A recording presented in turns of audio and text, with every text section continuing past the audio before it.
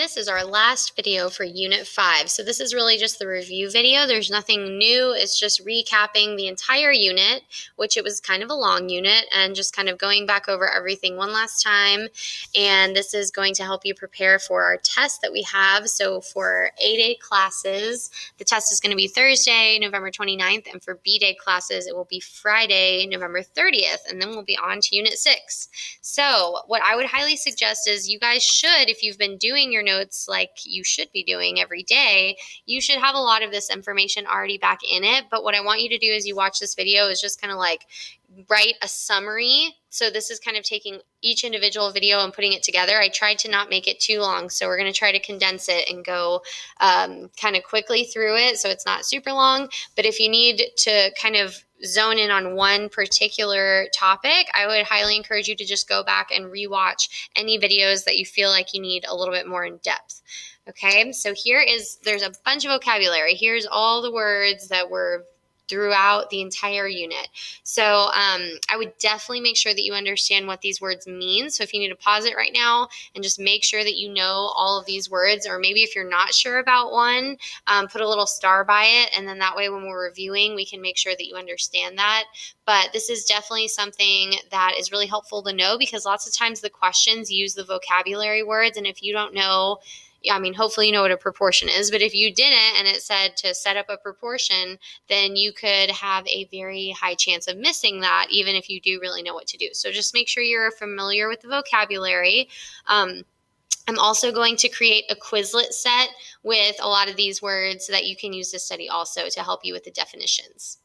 So first thing that we started off with is just knowing what ratios are. You guys all are very familiar with ratios, but remember, a ratio just compares any two quantities or amounts or numbers, and it can be represented three ways. So we can use words, we can use a colon, which is these two little dots right here, or it can be represented in fraction form, and you can simplify ratios. So if I have a ratio of like 4 to 12, just like any normal fraction, we can simplify that down to 1 to 3. And so most of the time we're using fraction form for our ratios, because that's where we can actually calculate things, and we can use a proportion to solve for missing pieces and things like that. But be familiar with all three forms.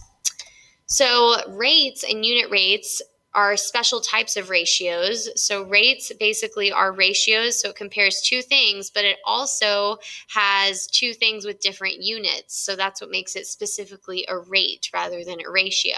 So like things like miles per hour or things like that are examples of rates. And then a unit rate is a special kind of rate with a denominator of 1. So it's kind of like we're getting more and more specific. Ratio is the most broad kind of just any two comparison of two things. Then a rate is comparing two things, but they also have to have the same, or not the same, they have to have different units. And then unit rates are two things being compared, also at different units, also having a denominator of 1. And so anytime you want to calculate a unit rate, you are using division to do that. So we did that when we did that activity where we were trying to figure out which cost was the better price for the items. And so we were using division to divide the cost by however many items you were buying. You can do it with miles per hour. So if I use division, remember this fraction bar means division. And so if I divide this out, I would figure out that 120 miles in 3 hours, the unit rate of that would be 40 miles per hour, so in just 1 hour. So ratio tables and graphs, I didn't really put a graph in here, but a table is just one you definitely need to be familiar with, is like identifying what pattern you see in the table of multiplication that's happening. So remember, tables just organize information in rows and columns. So here's an example of a table. Sometimes there are more missing pieces. So this one only has just this one little box that you have to fill in, but sometimes there's other little spots throughout it.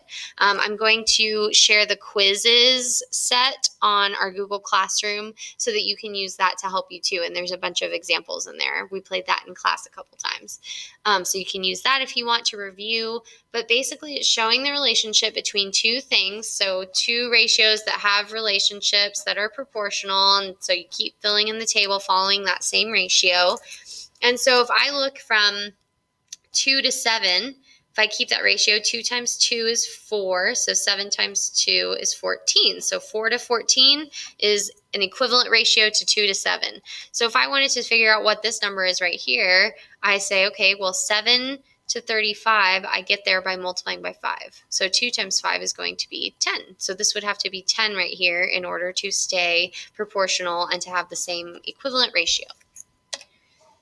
So one way you can tell if you have a proportion set up and you need to decide if two ratios are proportional, aka are they equivalent, you can either simplify them both down and see if you get the same simplified ratio, or you can just cross multiply, meaning multiply diagonally across the equal sign. And if you get the same number, then that means that you have a proportional relationship between the two ratios. So in this first example, 3 times 8 is 24, 12 times 2 is 24. So that's proportional. It doesn't really matter what number it is. You just want to make sure you're getting the same one on both sides. So this, for example, 7 times 2 is 14 and 4 times 14 is 56. So this is not proportional because 56 and 14 are not the same numbers. So that's how you can just tell very quickly if two ratios are proportional. So if you want to solve proportions and basically make equivalent ratios and you have a missing piece, kind of like the table, you're just going to try and identify some type of a pattern. So this is what we've been doing a lot in class for the past a couple weeks. And so we've done it with unit conversions, we have done it with percent proportions, we've done it with just like regular ratios. So this you should be really familiar with. One really important thing that you want to always make sure is that your units that are the same are across from each other in the proportions. So notice in this one, I have like apples across from apples, and then I have money, and this question mark is basically filling in what would be money. So we have started to kind of replace this question mark. We want to instead use a variable. So we've been using like X, or you can really use any variable you want. A variable is just a letter that represents an unknown value. So it's just kind of like a symbol we use to say this is some number, but I don't know what it is yet. So we replace it with a letter. And so most often that is X. So if I wanted to find equivalent ratios here, here's an example of one where I'm going from 6 to 15, but I can't multiply 6 by anything to get 15. So what I can do is I can simplify 2/6 down to 1/3 or 1 to 3. Then I can very easily say, well, 3 times 5 is 15. So 1 times 5, this number right here would have to be 5, so that these are all equivalent ratios. Okay, sometimes it's easier. Oh, this is just this one over here, rewritten. So I'm basically replacing 1/3 with 2/6. That's going to be the ratio I'm going to use to set equivalent, because I can actually make a multiplicative relationship right there. So here is just kind of a very quick recap of the measuring systems. Remember, we have two measuring systems. So the customary system is the one that we are most familiar with in the United States. We use the customary system, and the metric system is used by several other countries in the world, and oftentimes in science, you're probably using the metric system, I would imagine. And so the cool thing about the metric system is that it increases by a factor of 10, meaning it's all multiples of 10 if you notice. So meters, grams, and liters measure different things in the metric system. Meters is distance, grams is like weight or mass, and liters is capacity or volume. So you just interchange the word meters here. So if I'm talking about 1,000 meters, I can call that a kilometer or kilometer, however you want to pronounce that. If I'm talking about 1/100th of a meter, I'm talking about a centimeter. The customary system has no pattern as to how the relationships are formed between different units. It's just literally all random. Like there are 12 inches in a foot. There are 3 feet in a mile. There are 5,280 feet in a mile. Like it's just all very different. You have to kind of know all the different ones.